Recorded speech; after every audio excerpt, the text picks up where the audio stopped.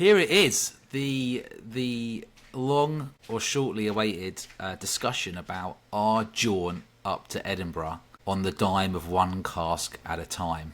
What's the episode called? On the dime of one at a time. Yeah.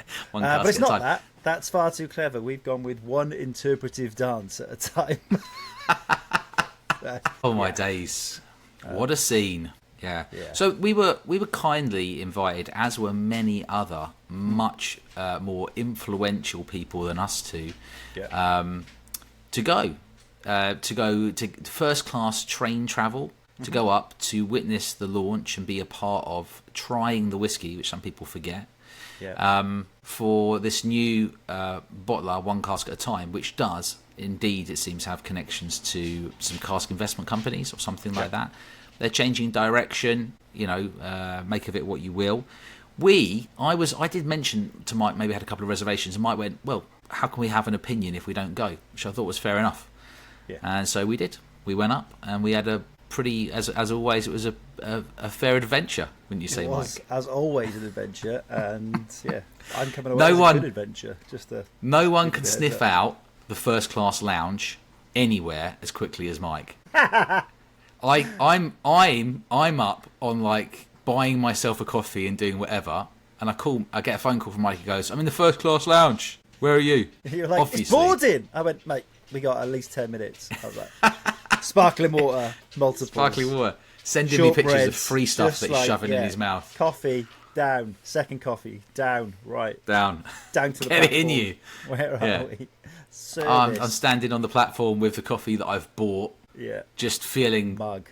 So stupid. Yeah, you should have had a mug for your coffee because that's how Mike bought biscuits onto a train which seemed to have unlimited biscuits. It did. The freebies continue. Same brand biscuits as well. But hey, so you can do your own research. This is this company, One Cask at a Time. They're sort of tying it in together with a sort of whiskey, watches, cigars. They kind of have the sort of chronograph collection or that kind of thing. It's all sort of named around kind of watches and time. At the event, essentially selling. Well, I don't know if they were actually selling at the time or they were just putting them across, showing off. Second-hand watches that you're picking up on auction, which again seems might be arsey to some people, but to me, love watches. Can't afford them, but quite like seeing them.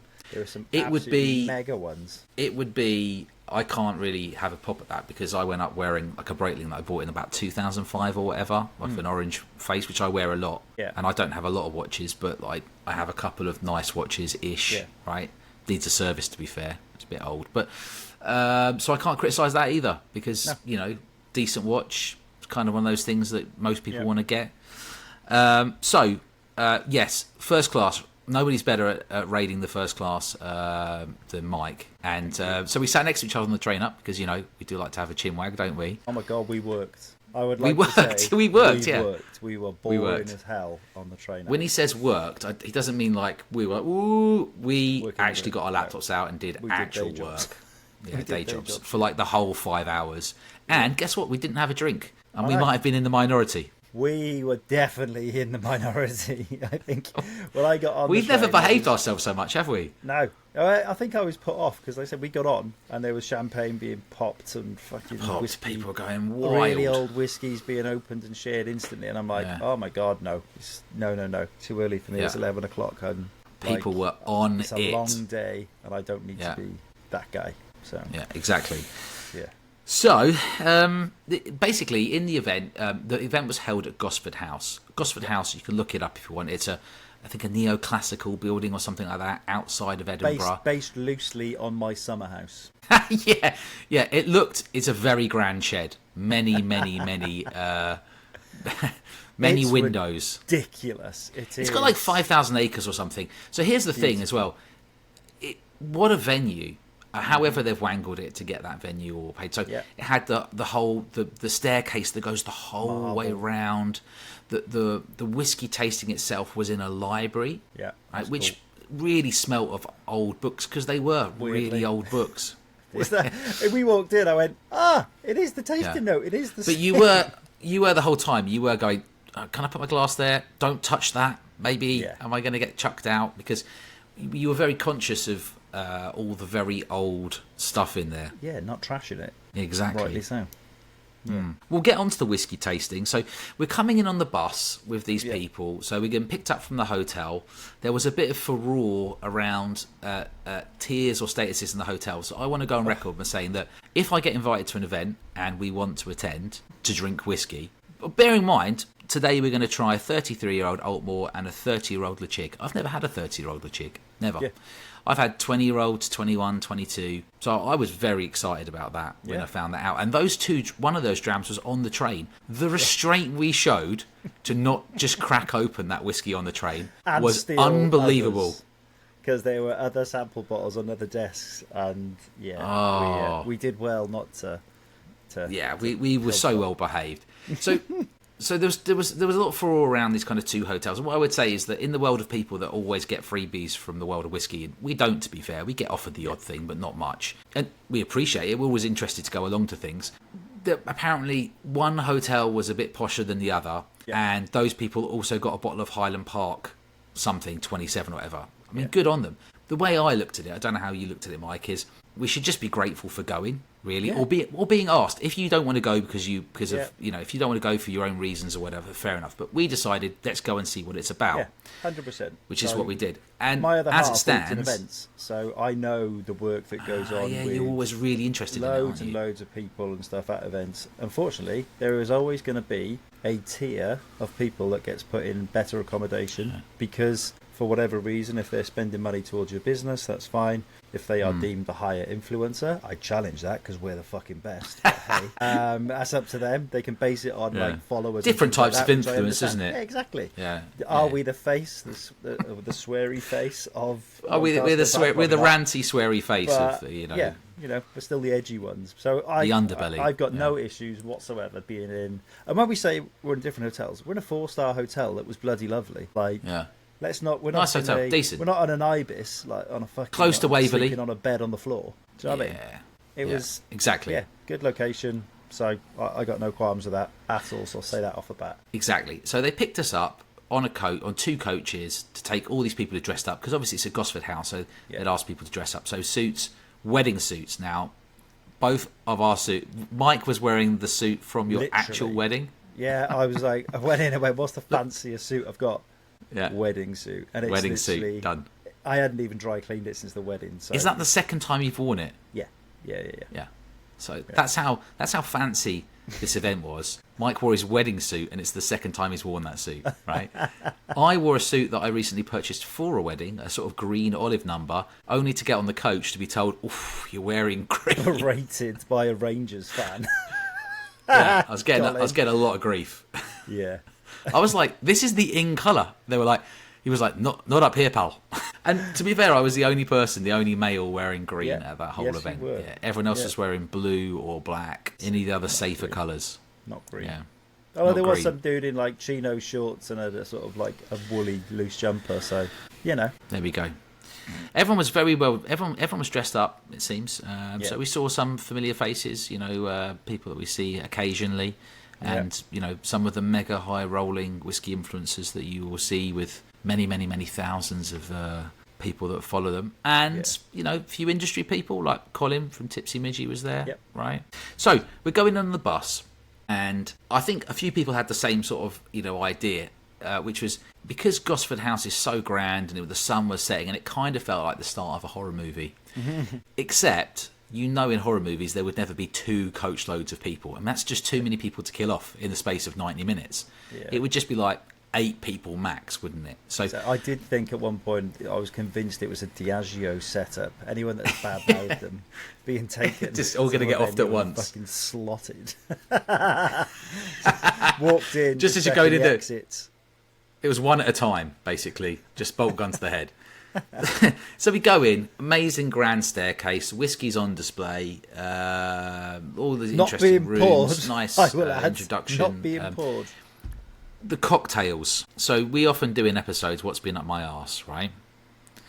And the cocktails, I said to somebody, this tastes of aniseed, and I mentioned it to I think member of staff was asking me what I thought about the cocktails, and I said, that's very aniseedy. This was it an old-fashioned, Mike? I think it was. It was supposed to be an old-fashioned. By name alone. By name. I said, it's very aniseedy. And they came back over later, and they said, it's actually not aniseed, it's pastis. I didn't want to tell them, but pastis is made with aniseed. It's the cure that tastes of aniseed. So, so a bit of knowledge there would have been on point. And that it would basically taste like a palate cleanser, didn't it? It was kind of sort of luminous the other one was orange. Decent, what was the other one? The pear-flavoured something. That was made with I don't actually know what the other one was, but the other one was good. That was made with Glen. That was good. It was lovely. So that was good. That saved the day because you had to go to the whiskey room to go and actually try their whiskey. You couldn't just drink the whiskey during the night, which is fair enough. They've got limited bottles. I get that. I think what they could have done is just put another whiskey on, like a blend or something for people that love drinking whiskey. So there was white wine, which I don't drink really, unless like it's one glass or whatever. Yeah. And there was this old-fashioned that tasted of aniseed and the Save the Day Tocker's Pear long drink, whatever it was. Yeah. And my advice to anybody running a whiskey event would be just do a classic old-fashioned. Yep. Or like, just don't mess about. Let the whiskey do the talking. One of the easiest cocktails to make. Just simple. Stick with simple. Simple. And if you're going to do a twist on it, just keep it a little twist. Like maybe play around with the bitters or something like that. Don't go aniseed. Yeah, that was mental. Never go full aniseed. Never go full aniseed. Now feels like an appropriate time to talk about the cowboy hat people. What do you think? Dear. There was two. There was two things going full aniseed. Before we get to the whiskey, there was two things, wasn't there, during that event? Well, one was the interpretive dance, and the other one was the cowboy hat people. The interpretive dance, I'll cover that off first because I think I don't get it. It's above my class levels, clearly. Not my scene. You've never been to it. Just a bit weird for me. I felt uncomfortable, especially as he was coming towards me on the staircase. And I'm like, do I move? Is he going to dance around me? Like, I don't know what the etiquette is.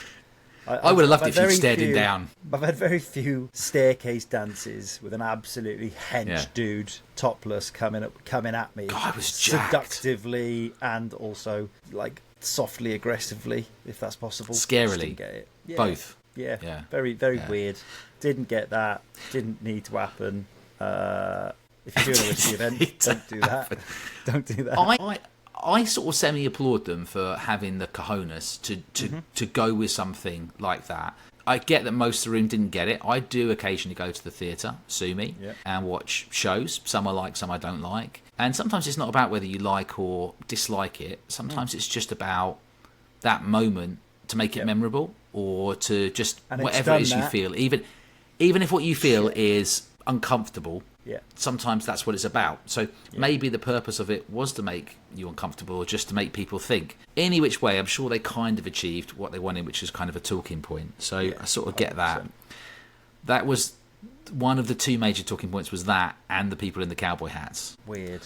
Absolutely. Because we were standing there, and listen, we're not one to sort of, we don't really, but immediately people are like, are they American? Are they not American? Yeah, it must be American. Must be American. In fact, I thought they were American because they were in the first class lounge as I was going in, and there was like 20 people coming out, and I just stood there and went, no, come on, after you guys. And it was a group of Americans, obviously, just barging through with fucking 400 suitcases. Thank you. Thank you. Thank you for your service. Have a good day. And then, just as I started walking in, these two fucking bowl out, and literally, she just blocks my path, and I'm like, I'm not moving. Like, get out of my way. So I just like carried on walking in. I'm like, you absolute rude fuck. I've let all these people through. You've seen me let them through, and then you've tried to like come in after I've taken the hallway. It's mine. Get away. So already marked down. Cards were marked like, don't like you people. Rude. Absolutely rude. Yeah. And then I didn't really see much of them on the train up. I don't remember clocking their behaviour on the train up. They were right down the other end, Mike. Yeah. They were still getting on it. They were just so far away from us. Yeah. Thank God. And then again, during the event, I just tried to bypass. It was very, very bizarre. But they came into their own later on the way back. We'll cover that at the end of the fucking thing. But, so what we should do is we've got 2 whiskies poured, although I think there was 4 or 5. Now, we've got the 33-year-old Altmore poured. We'll show it on the camera, and also the 30-year-old Lechig. Okay. Let's go into the chick first if it ever fucking focuses. Now, I'm going to say I like the branding. I like what they've done. All right? It feels like what they were probably going for, which is that kind of sort of classic, elegant type look. The whiskies are quite expensive. Yeah. The Glentockers is about 110 quid. It's a 15-year-old. The Ben Nevis, a bit under that. It's like about 11 or 12 years old. But I think what people will be looking at here is some of the older cask stuff, like the Highland Park 27, the Chig 30 from 1993. Wasn't it? Was it 22? I think it's 26, Mike. 20? Yeah. But I have to say, if you want to check them out, you can go to onecask@HtaM.com and have a look. Now, I note, for example, that the Chig 30, which is pretty hard to get hold of, is expensive. It's 500 quid or something.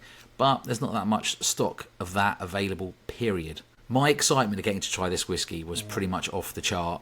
Mike was going, save it, have it after a few. I was like, I just want to get it in me now. I can barely get to the table in this whiskey room to try a whiskey. It might not be that peated, we don't know because it's old, but just wait, have something. I was like, it's not going to be that peated, it's going to be so delicate. So which one are you trying now on smelling? The really delicate Lecheg. Okay, so I did have what did I keep banging on about in the night? I said it's fresh strawberries, salty, and I checked their website today, and guess what they say? Fresh strawberries, salty, caramel on the palate. Bloody lovely Mandarin. It is. Oh my God, you're bang on with Mandarin. Such a great dram. So what I'm going to do with this is I'm going to save a bit of it and let a couple other people who know their stuff about whiskey try it, so they can back us up. Yeah. This is oily, salty, that hint of peat, such fresh fruits. Yeah. Out of my price bracket by a long way, but my God, I appreciate it. You know, you said that Mandarin slices. You know, when you get like, when you put like mandarin or peaches in a trifle, and it's got that kind of sweetness with it, and then there's the saltiness and the hint of peat. So I think if you're to take one thing away from this video and you're watching it and you're like loaded with money, the 30-year-old Lechig is unbelievable, in my opinion, right? 100%. And is the standout whiskey for me of the bunch. Right? Yeah, I definitely agree with you. I can only imagine what it would be like if you had a bottle and you drunk a third and had a little time to air, or you were sitting with it for 2-3 hours, and I haven't got to that point yet. It's just... It's immediate, isn't it? It just straight in the glass. It's immediately giving you the freshness of the fruit and the saltiness and the hint of peat. And so some folks were saying, is it really about the whiskey? It is with this one. With this one, it is. This is whoever's picked this. This is great. This is not a tired cask. Massively not. It's decent. This is. Yeah, exactly. And what I'd say. So my caveat to this whole negativity online. Oh, God, it's good, Mike. It's so good. To cask investment, they're not showing which we are not. No. Which we're not. We're not on board with. No, but I've also had a look, and as far as I can see, they're not ripping off grannies. There's like a couple of negative stories about not responding to emails, but there's a hell of a lot of people saying, "Well, actually done all right out of this," and I've been spoken. Mike, to there could be people. There could be people writing reviews about us not responding to emails as well. To be fair, exactly. Yeah, precisely. Exactly. But what I would say is the money that's behind this event, it must have cost a hell of a lot of money. Yes, I can understand people are questioning where that money's come from. Fine. But you take all of that out and you put a big fucking Speyside M on this bottle. Not one person is going to question the venue, the amount spent, how much they would charge for bottles, because, people are concerned that there's someone's getting ripped off with cash trade and whatever. Are people getting ripped off by an expensive Macallans? Yeah, they are. But it's not bringing... You don't get bullshit thrown at you online for going to a Macallan event. So let's get a sense of reality on that one. I think a bit. It's justified, I think fine. But from what I can see, it's not... To me, it's a sensible way. If you've got a cask investment company... People want to sell their casks. Well, surely setting up your own independent bottler is a way of getting out of that. And it's a facility to actually offload casks from your portfolio. Yeah. Do you know what I'd also add is I think people sometimes get a bit fed up of seeing the same sort of high-end whiskey influencers at every single event. And I sort of get that, really. Yeah.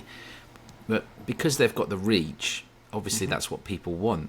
Yeah. So... That's why we're a bit, if we get asked to go to something, we'll always have a look and say, the first thing Mike and I ask ourselves is, one, is it a bit of time away from the kids? Am I too? Am I allowed? Yeah. 2, are we allowed? Or does it actually make sense for our family? We're joking, but we've been serious. And then 3, are we excited about the whiskey? Yeah. Right? And if it ticks all those 3 boxes, then okay, we're sort of there, right? You know, and whether that's for good or bad, you know, as in we can't learn if we don't do it. No, and exactly. What I've learned here is this is somebody who, whilst maybe does have a slight possible dubious sort of nature of the cask stuff, do your own research. They've put a lot of effort into launching a collection of bottles and casks, and actually. Not only did they have some of the 5 to try, I think, on the evening, the Highland Park 27 was very good as well. Yeah, really good. Like, that was excellent. I think it was probably for me the Chig 30, then the Highland Park 27, and then maybe the Altmore. Really good. Oh, you like the Auchentoshan? I really okay. like Well, the Auchentoshan. You can try that one because you've got the sample, but I gave my sample to the DJ on the bus on the way back. On the bus with the DJ. You drank on the bus. So you must have given him one. I think I gave him a sample, yeah. Auchentoshan together. Yeah. So. Okay, there you go. That was drunk on the bus. And that was the other thing. Again, I've got a mixed opinion on this one because poor bloody Alwyn Gwilt, who is Miss Whiskey, is doing the tasting, and she was in a room on her own getting hammered. She worked non-stop, basically, from start to finish. Just to clarify, she wasn't just drinking. Mike means serving, she was pouring. She was serving so many people on her own, controlling a crowd. Yeah. I think she needs a medal. She needs a medal. She also needs help. They'd obviously decided they wanted to have it in that room. There was limited space of what they could do in that room. So I think someone said, wouldn't it be great to try the whiskey in the library? The problem with that was the library didn't have quite enough space for the number of people who wanted to go down there. So whilst the room was incredible, it was not big enough for the number of people at the event who wanted to go down. But not only did they have underestimated the amount of whiskey drinkers, like proper interested whiskey drinkers. Yeah, that's possible. So... but they, on top of the whiskey, they also had 2 new whiskies for everyone to try, and I thought this was really cool. So what they did on the evening was they gave a sample of each to people who wanted to try them, and then you could go online to guess to say what you thought it was. Yeah. And they got votes to see which one people preferred for the next release. Yeah. And so when people are saying, that, you know, is the event really about whiskey? Well, they had 5 casks to try, 5 new bottles. I think it was more. And maybe more. They've made up special cocktails, whether you like them or not, and they had 2 new undisclosed whiskies for people to try to guess what it was and to give their feedback on them. Yeah. So I think the evening really was about whiskey. It just was whiskey set in a scene of grandeur and decadence, right? Like I said, which is what they're going for anyway. No one's questioning it. No one would have thought twice about anything on that event if it had a Macallan. But to be fair, Macallan probably need to be doing events like that to try and get the crowd back in at the moment, right? I mean... Yeah. What did annoy me with Miss Whiskey, she didn't get a sample at the end of the day, a sample pack. And I know there's rules about PR and things. I went back in and I was like, I'm not having that. So I ran off the coach. I went, I need 2 more. Mike kicked off. And they went, oh, yeah, go on then. I went, yeah, for people that work here. They went, well, if they work here, they can't have it. I went, shut up. You should clarify there. That was at the end of the night when we were leaving, when people were given a box of samples to try. Mike was rightly annoyed at the start, people like Miss Whiskey who weren't getting samples to try after all of their hard work. And so Mike went back in, had an argument with the staff. Not an argument, said, no. Well, okay. I'm taking discussion. These 2. So he demanded. You can say, it's better to say that it's okay, give me permission because they are coming anyway. Yeah. You did the right thing, Mike. A round of applause for you. I was very impressed. I think you inspired me to give away 1 sample to the DJ. So there was lovely scarves as well in their gift pack, it should be said, which was basically samples and a scarf. And I've lost my scarf, which I'm very annoyed about.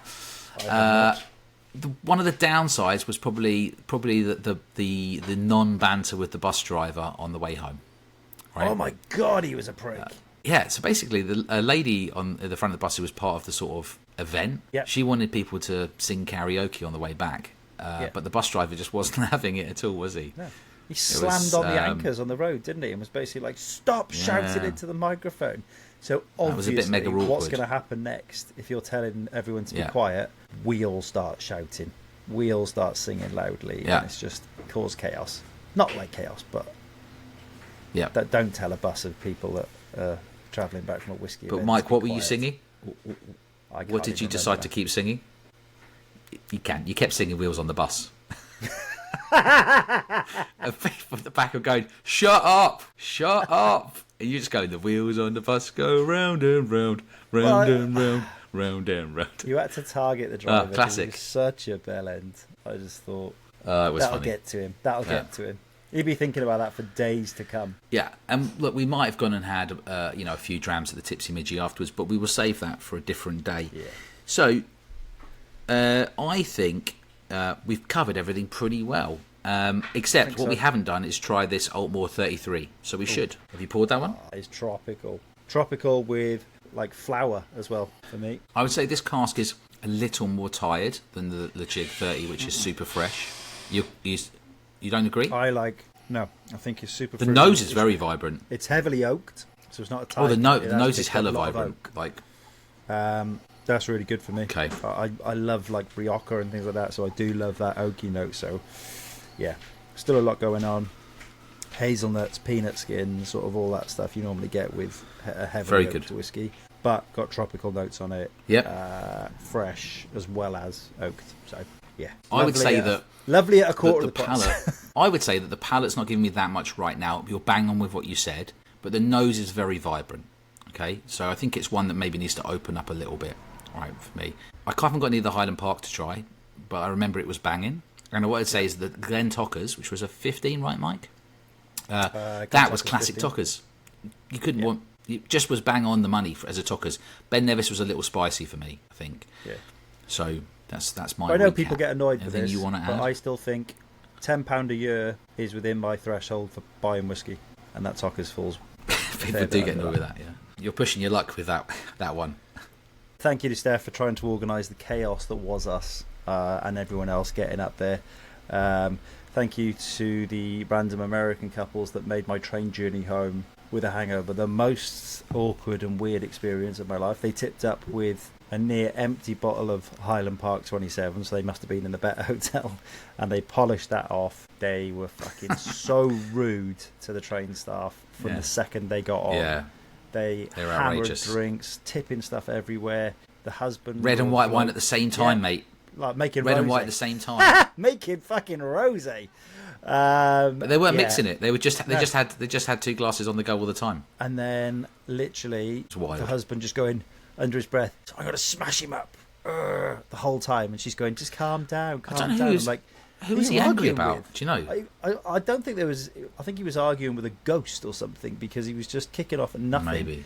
And then even when we're getting off the train, and I was like, I'm running, mate, because if that tube strike kicks in, I am not getting caught up in that. We had about 10 minutes before the tube strike kicked in, and I could just hear, I'm going this way because I'm going to punch someone in the face. And I was like, oh my. Do you know they looked at me because they're the kind of people that don't. They're the kind of people they don't. They're so entitled that they just assume everybody must answer them or do what they say. Yeah. And they looked at me and they said, "Is this tube strike starting at 6?"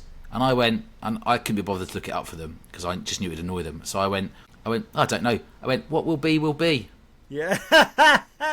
And I could just see he was like twitching. And I was like, that's the last thing they want, just because they just expect everybody to give them an answer right now. But I think that's a negative to end on. I'd rather end on a positive, which is that Gosford House is one of the most incredible buildings I've been to a long time. Yep. This Lecheg 30 is amazing. Yep. And, we had another eventful trip. And we love a little jaunt away, don't we? So I'd go to the opening of an Asda. Like, note that down. Get us a Tesco's. Yeah. I think we should end on that note, Mike. Cheers, buddy. Cheers to you, dude. Slanger. Cheers, man.